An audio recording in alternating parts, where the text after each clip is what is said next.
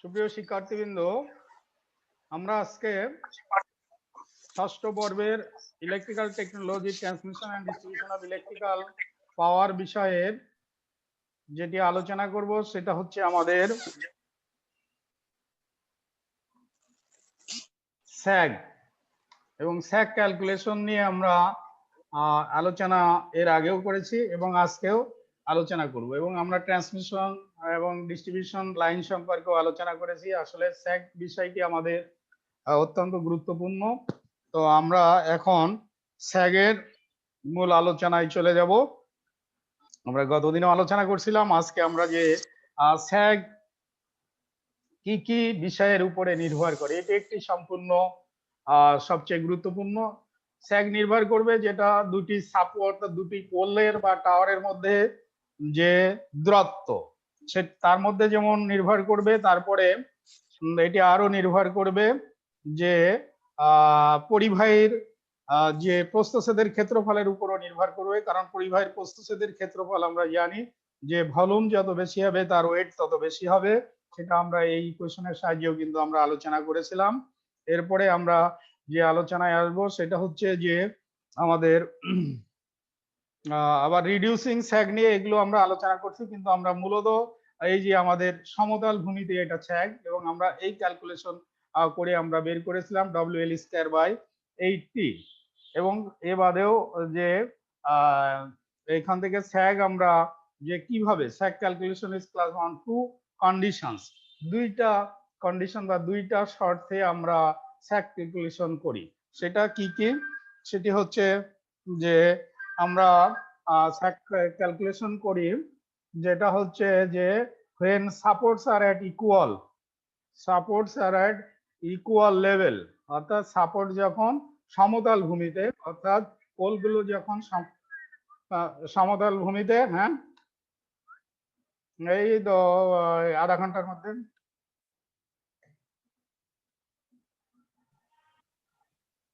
তারপরে when supports are not at equal level, support যখন equal লেভেলে থাকে না, অর্থাৎ পাহাড়ে যখন একটা টাওয়ার বা একটা পোল যখন ভিন্ন অবস্থানে, অর্থাৎ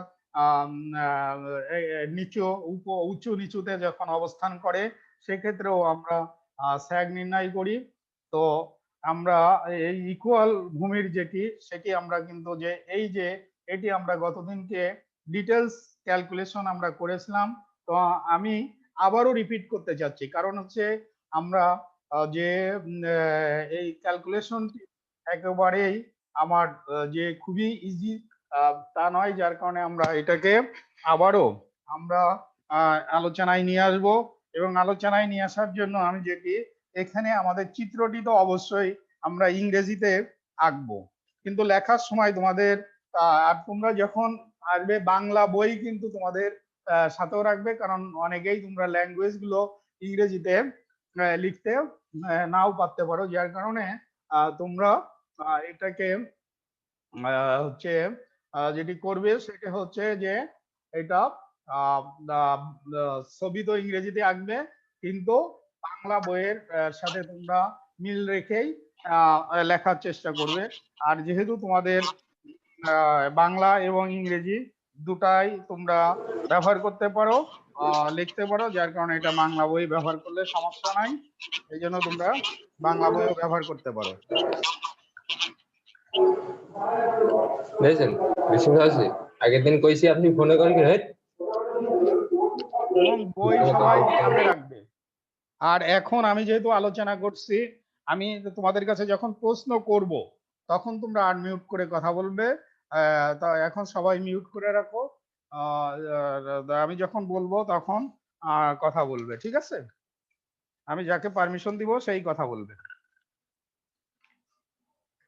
তো আমরা এই স্যাক বা ঝুলের আলোচনায় যাচ্ছি। দেখো, ঝুল সমুচ্চতা দুটি পোলের পরিবাহের মধ্যে ঝুল নির্ণয়ের সমীকরণ।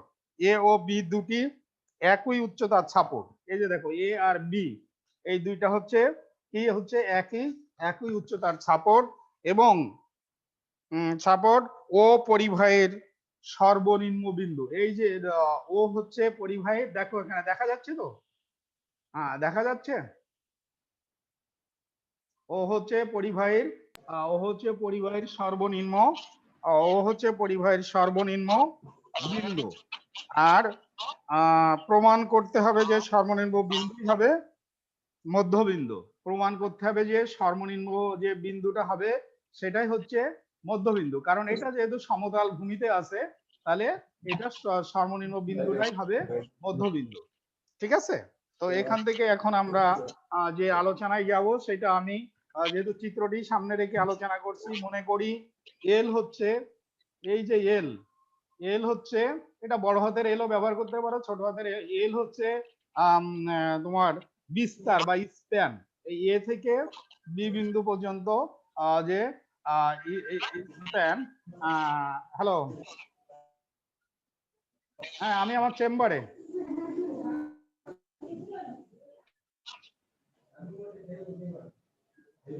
না আচ্ছা, তুমি কি যাওয়ার সময় দিয়ে যেতে পারবা বাসায়? ওটা কাছেই, ওটা ওই যে তোমার, আর যে আমাদের, আচ্ছা তুমি ব্যস্ত আছো তো, তুমি আমার হ্যাঁ না, আচ্ছা উপরে এসো, উপরে এসে দাও।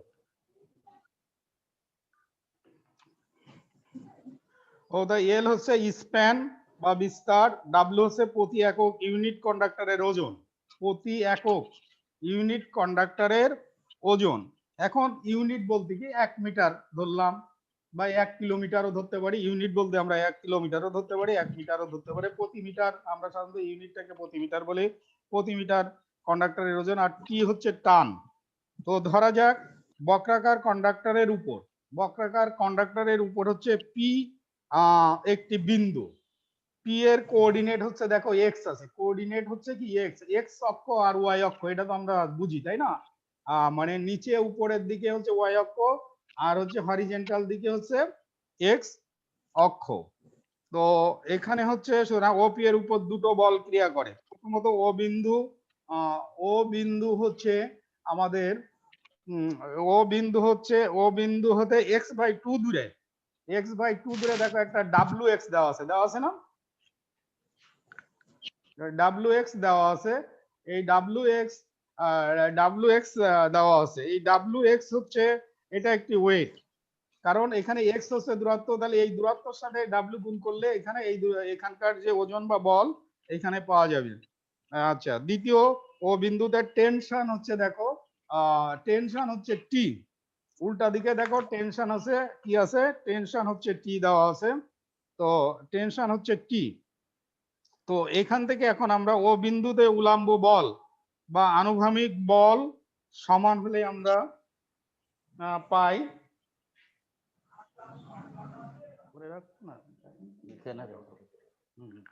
সমান হলে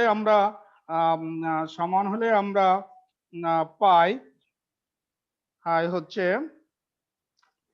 ও বিন্দুতে উল্লম্ব বল বা আনুভূমিক বল সমান হলে কি পাবো, টি ওয়াই, মানে টির সাথে উল্লম্ব কোনটা, ওয়াই, এই যে ওয়াই, টির সাথে উল্লম্ব হচ্ছে ওয়াই, তাহলে T Y is equal to W X by x/2, কারণ x/2 হচ্ছে দূরত্ব আর WX হচ্ছে ওজন। এটা আমরা জানি পারপেন্ডিকুলার ডিসটেন্স। তোমরা যেহেতু অ্যাপ্লাইড মেকানিক্স পড়েছো, অ্যাপ্লাইড মেকানিক্সে কিন্তু এটা বুঝার কথা যে force is equal to weight into perpendicular distance.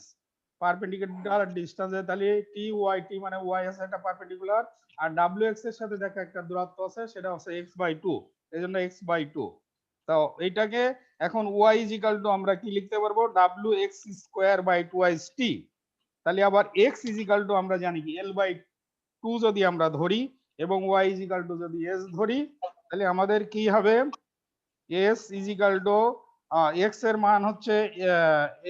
মান হচ্ছে আমাদের L/2, তাহলে L/2 স্কয়ার হবে, যেহেতু আমরা পেয়েছি হচ্ছে W x square by 2st, তাহলে W L by 2 square by 2st is equal to W L square by 80, S is equal to W L square, S is equal to তাহলে W L square by 80। তো এখন তোমরা এই চিত্র থেকে তোমাদের বাংলা বইয়ের থেকে বোঝার চেষ্টা করো এবং কোন জায়গায় তোমাদের বুঝতে সমস্যা আছে সেটি আমাকে বলবে। আমি কিছুক্ষণের জন্যই আমি তোমাদেরকে এই কাজটি করার জন্য বলছি। তোমরা বাংলা বইয়ের সাথে এই চিত্র দিয়ে একেই বোঝার চেষ্টা করো, বাংলা বই থেকেই বোঝার চেষ্টা করো, কারণ ইংলিশ বই থেকে দিলে তোমাদের লেখার যে জটিলতা হবে, যার কারণে আমি বাংলা বই থেকে তোমাদের বোঝার জন্য অনুরোধ জানাচ্ছি। এবং আমি আবার কিছুক্ষণ পরেই ক্লাসে চলে আসবো। আশা করছি তোমরা এটা বুঝার পরে আমাকে ফিডব্যাক দিবে, ঠিক আছে?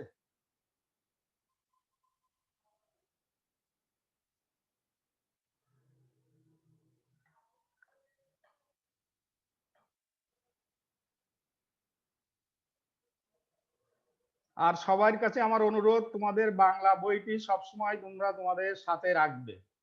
ইংরেজি বইও সাথে রাখতে পারো, তো তোমরা যেহেতু বাংলা বই প্রিপেয়ার করো, যার কারণে তোমরা বাংলা বইটি সবসময় ক্লাসে আসার সময় সাথে রাখবে। এবং চিত্রটি তো অবশ্যই চিত্র বাংলা বইতেও যেভাবে আছে ইংলিশ বইতে একেবারে সেম আছে, এর ভিতরে কোনো পার্থক্য নাই। তাহলে ফাইনালি আমরা পাইলাম sag is equal to WL square by 80।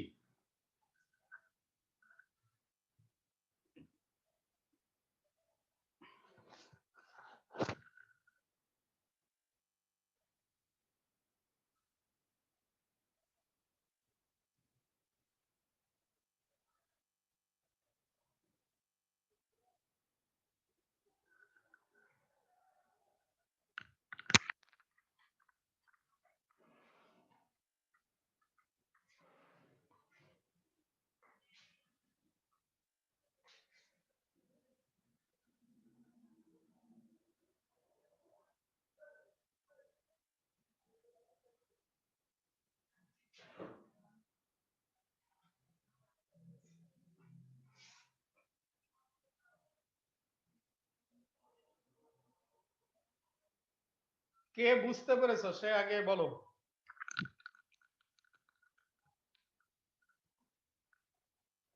বুঝতে পেরেছে? আর সমস্যা কোন জায়গায় সেটা বলতে হবে। বাংলা বই দেখেই, বাংলা বই থেকেই ক্যালকুলেশন করবা, খাতা নিয়ে বসবা, বই সামনে নিয়ে বসবা। আর ইকুয়েশন না বুঝতে পারলে অঙ্ক করা যাবে না, কিন্তু আমরা ইকুয়েশনটা আগে ক্লিয়ার হয়ে তারপরে আমরা অঙ্ক করব।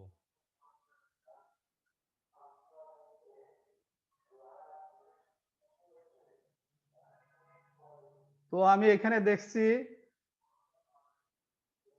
শৌফিক, আমিন, আলী, তারপরে হচ্ছে সবুজ,